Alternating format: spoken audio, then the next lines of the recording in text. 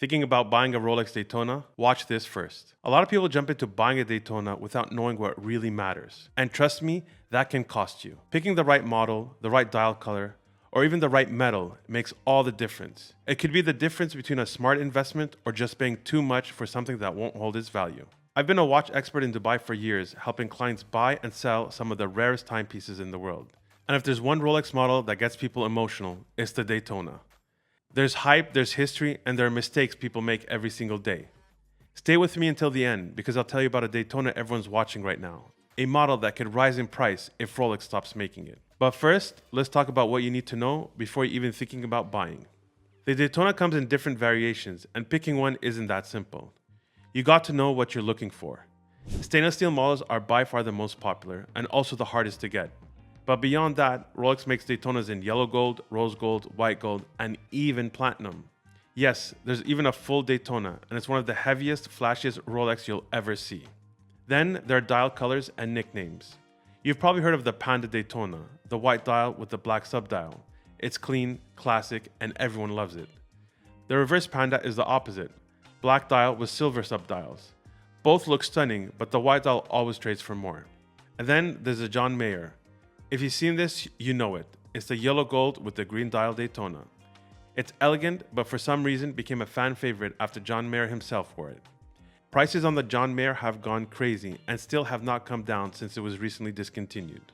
Now the rarest Daytona, the Platinum Daytona, also known as the Platona. This watch comes with an ice blue dial and brown ceramic bezel. It's not just rare, it's heavy. It feels like you're wearing a brick on your wrist. Daytona also comes with rubber bands, like the Daytona Ghost for example. The rubber band Daytona are my favorite combination. I personally like them because they are more sportier look. Let me know in the comments what you think of them.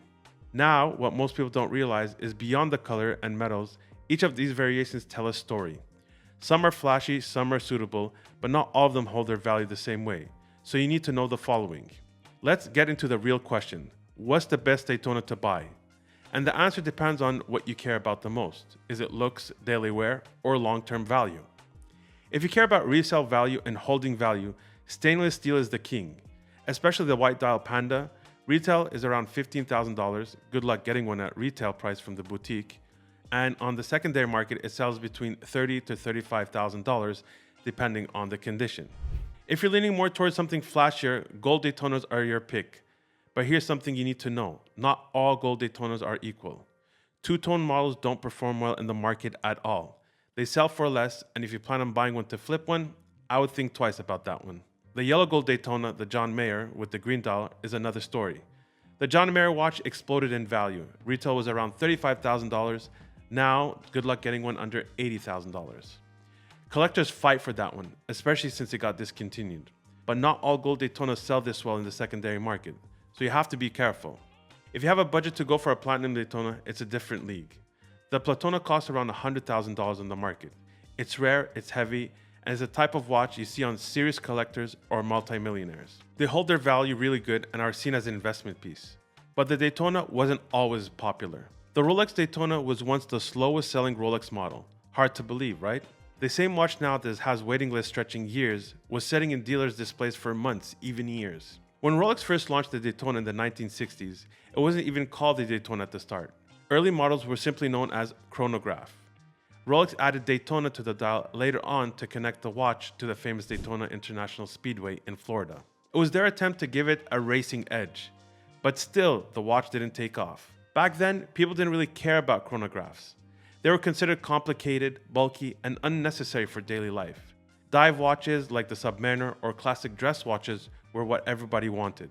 Dealers couldn't sell Daytonas, and many even sold it below retail price just to clear stock. One of the now most collectible versions, the Paul Newman Daytona, was one of the biggest flop.